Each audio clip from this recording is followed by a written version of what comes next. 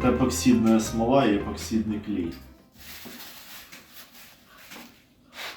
То есть первое я прорезал, чтобы сейчас клеить бутылочку. Зачем я это сделал? Она слишком большая. Если брать ее такой, как она была, это 400 грамм. Здесь у нас будет 150 грамм. Теперь нам ее нужно склеить.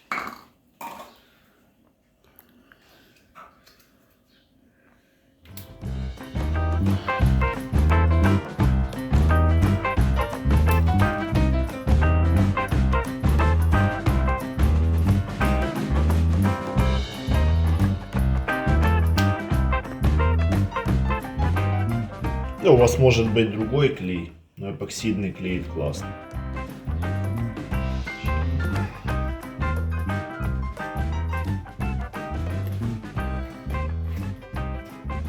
Что это за эпоксидный клей? Где его покупают? Где его взять? В любом хозяйственном магазине он должен продаваться. С таким шприцом прям продается? Не обязательно, он может быть прозрачный. Другими словами, можете силикатный клей взять. Эпоксидка, она становится как смола, она просто жестче, но в то же время мягче. Она не как стекло и не крошится. Поэтому мне он больше нравится. Можете выбирать любой клей, который вам по душе. Теперь будем мазать.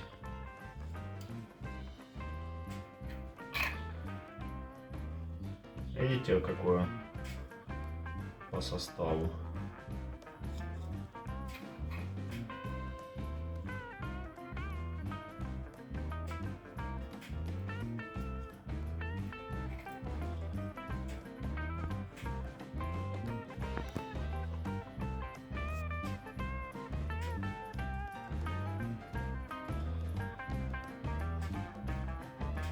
После того, как он застывает, он вообще не боится воды. От слова совсем, даже со временем.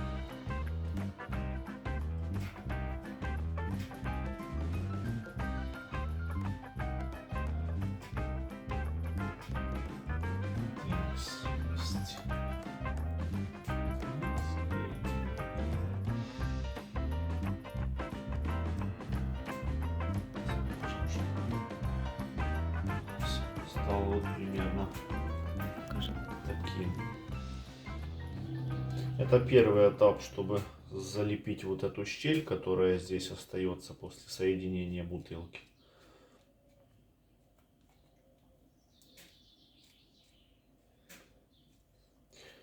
Нам важно, чтобы сюда вообще никаким боком, через вот эту щель не попадала вода.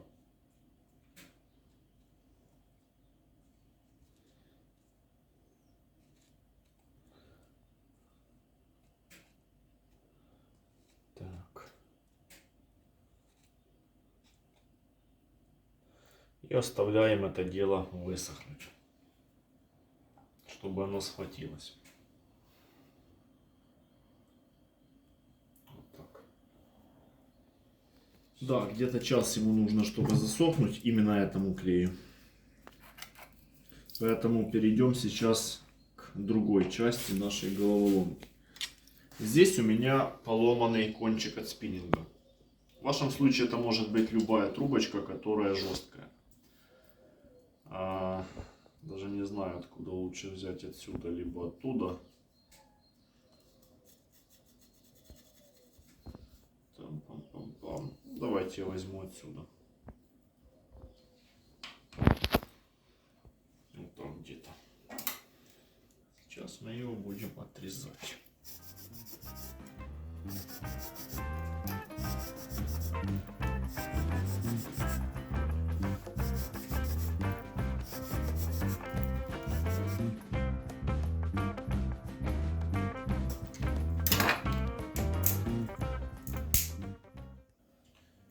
Так, очень рекомендую заточить края. Потом дальше покажу все зачем. Все, теперь мы ждем, пока высохнет бутылочка, и продолжим. Теперь, чтобы убедиться, что у нас здесь нету щелей, надо как минимум продуть его. Щели есть. любым доступным способом можете от них избавиться. У меня есть способ проще. Это специальная изолента, которая, ну, скажем так, сильно липкая. Она тоже продается в любом магазине бытовых товаров.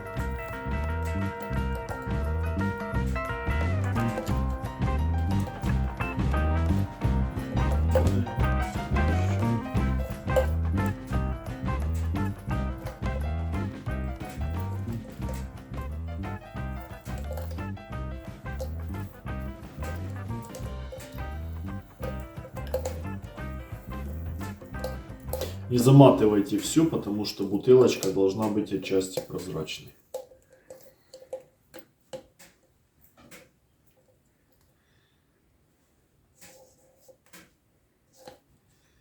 Так, друзья, теперь смотрите, чтобы у вас в конечном итоге от воды это добро не начало отставать. Возьмите немножечко суперклея и там, где край, наляпайте его сюда, чтобы оно схватилось наверняка.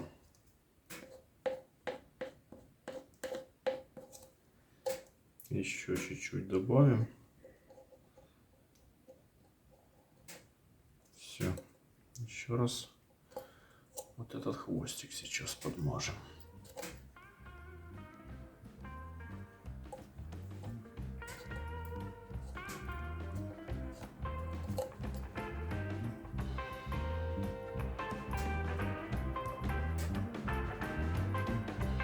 Все, даем ему схватиться.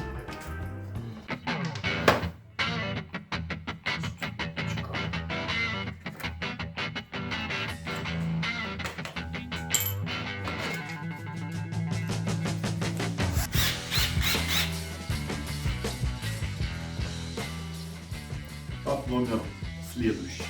Нам нужна дырка ровно посередине, вот здесь.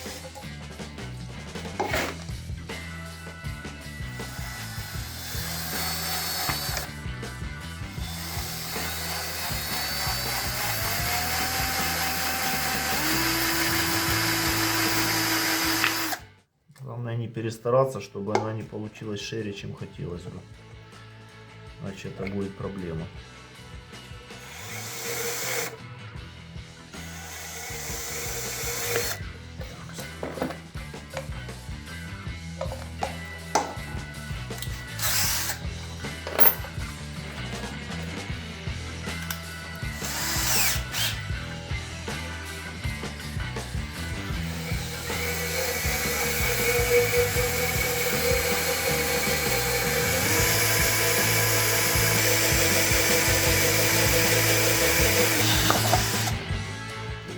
Сделаем немножко больше.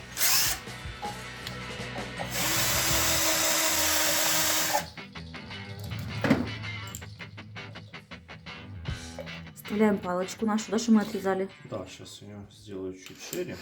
Здесь как раз вот именно эпицентр. Ну, скажем так, вот пластмасска на дне у нас получается где-то миллиметров 5 по толщине. Поэтому оно так его туго сверлит. Но это и хорошо, лучше будет держаться.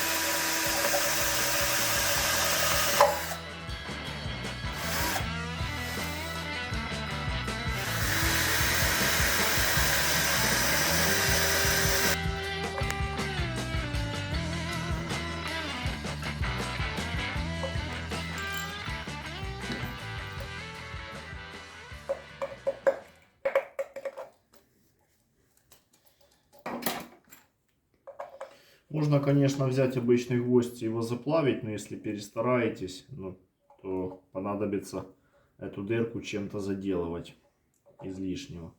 Поэтому я решил чуть аккуратнее подойти к вопросу.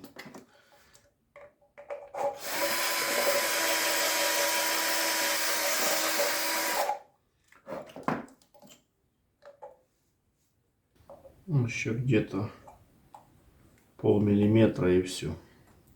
В ширину. Да.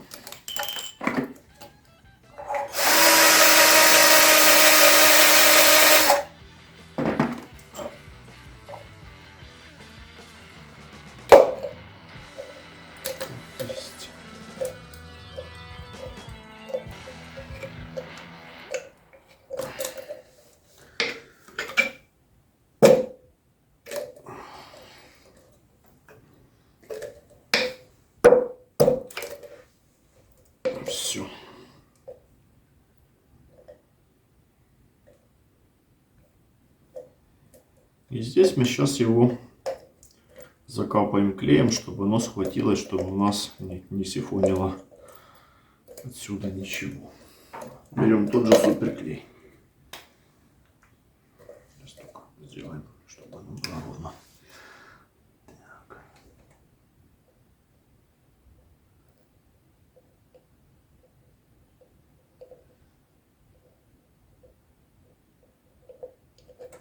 Все. Даем высохнуть. Так, теперь берем крышечку. Ну, это с этой же бутылочки. И делаем ровно то же самое. Дырочку. Ну, здесь будет попроще гораздо. С дырочкой. Главное по центру ее.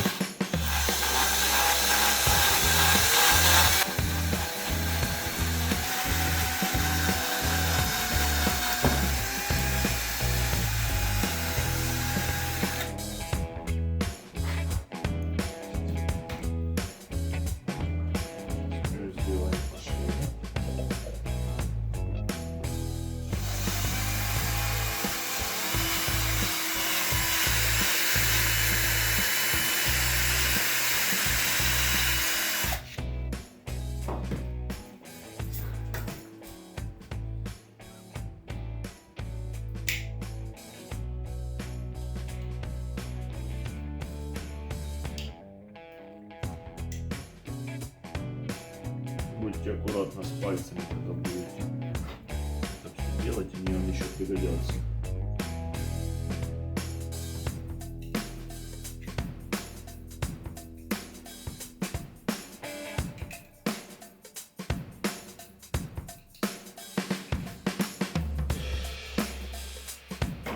Теперь прошили.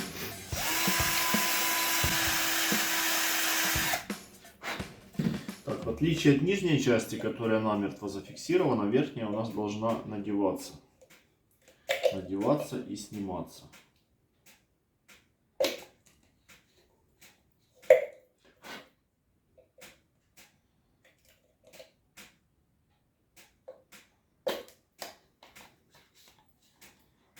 Так.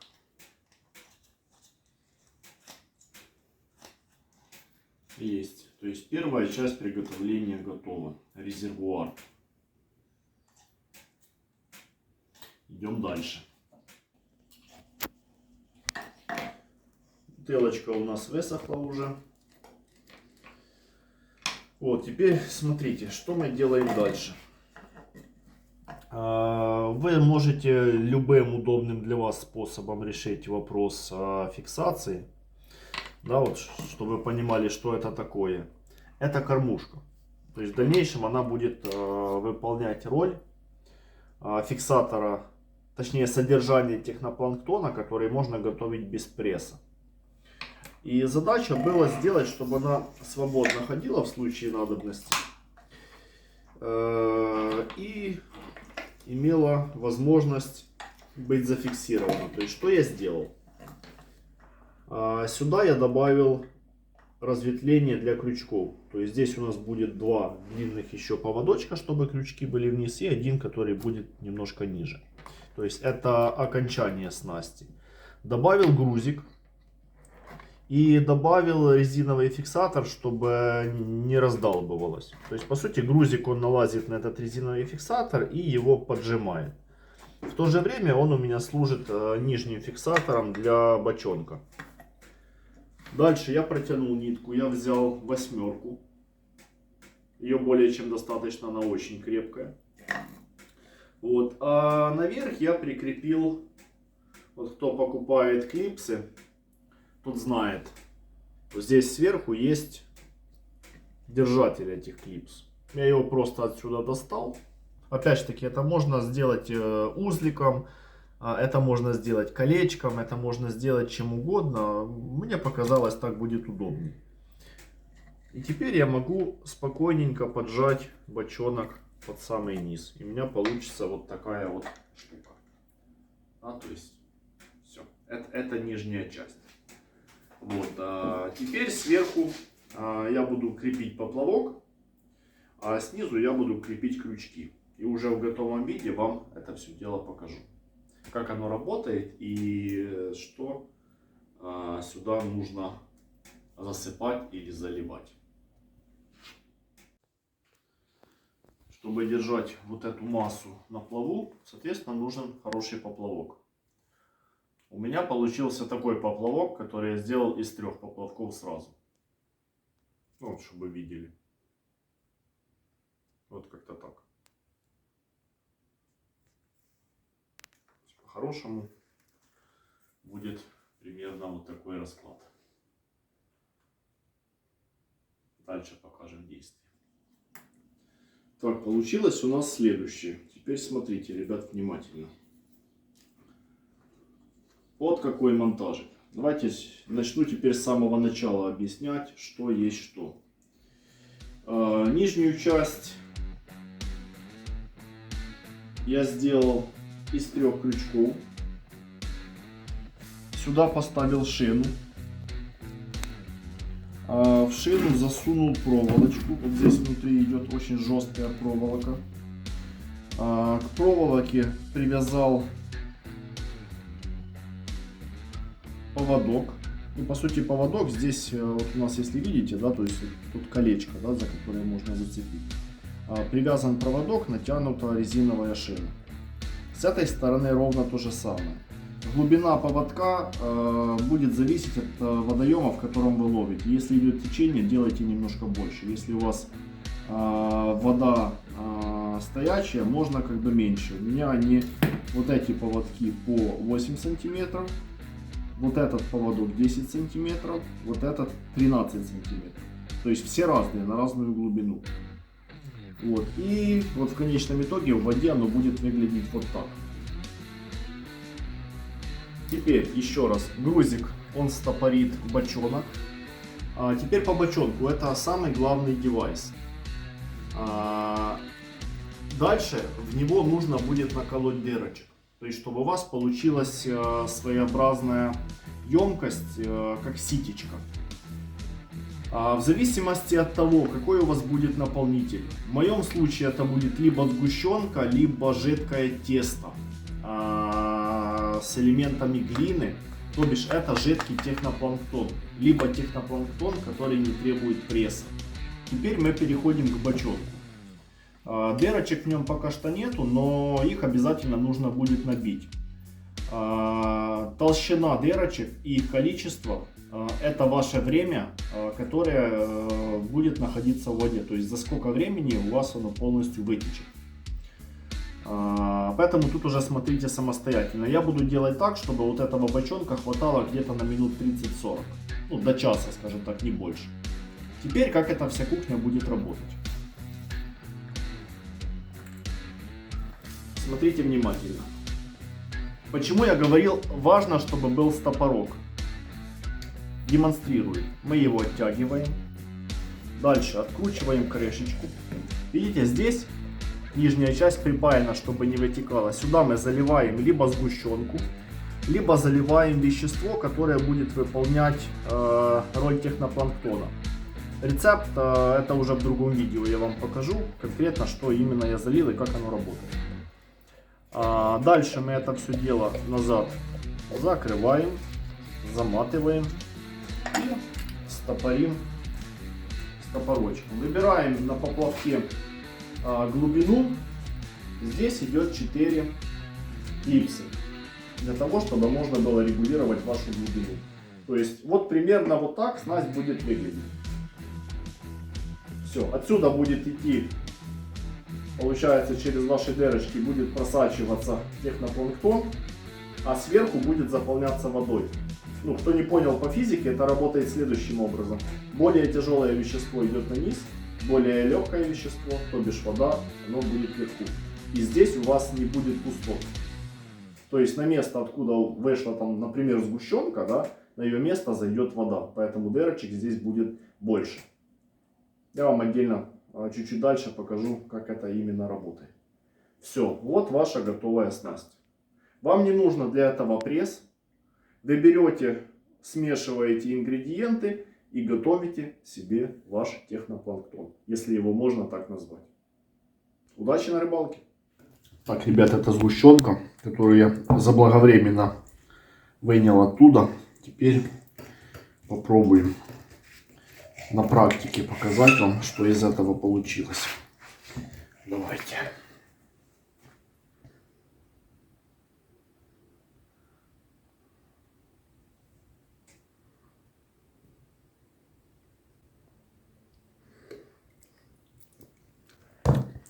Блин. Лучше сам бы съел. Дырочек я наделал очень много, чтобы вы видели, что будет, если их большее количество. Ну, теперь смотрим, как это работает.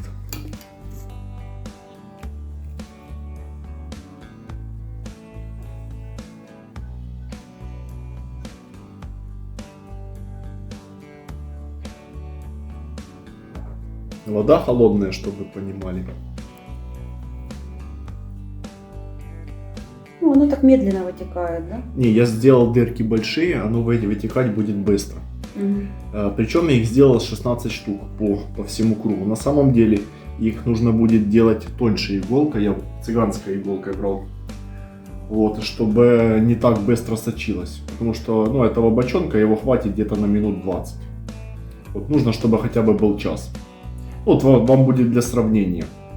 Еще когда будете делать непосредственно уже монтаж, если решите делать со сгущенки, возьмите туда, сцепаните хорошенько гороховой муки и размешайте это дело. Пилить будет намного интереснее. Гороховую муку со сгущенкой. Да, со сгущенкой. На самом деле рецептов целый вагон. В отдельных видео я вам буду их показывать. То есть сейчас моя задача была показать вам монтаж. Вот, и как он пылит в воде. Рыба это точно оценит, поверьте. А кто он такое клюет, какая рыба? Это для ловли толстолоба. На самом деле может цепиться все что угодно, может и амур цепиться, и карась, и плотва, и лещ. Но в основном целевое это технопланктон.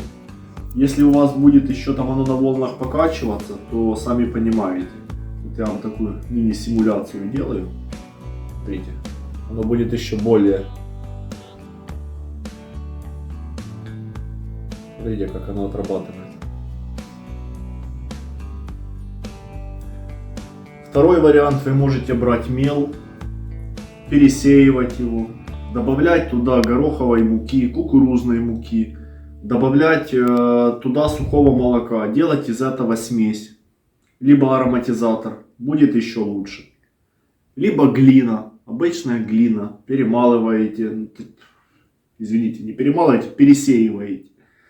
То же самое, это эконом-варианты, что можно брать вместо сгущенки. У меня просто сейчас под руками ничего нету, да, то есть сгущенка оптимальный вариант для того, чтобы показать, как это работает. Вот как-то так, ребят. Ну, вы извините, я всю баночку не буду как бы держать, вам и показывать, я ее сожру, то, что осталось. Но суть, я думаю, вы увидели. Если понравился рецепт, ставьте лайки, подписывайтесь на канал. Вот. Сообразим скоро еще какой-то монтажик.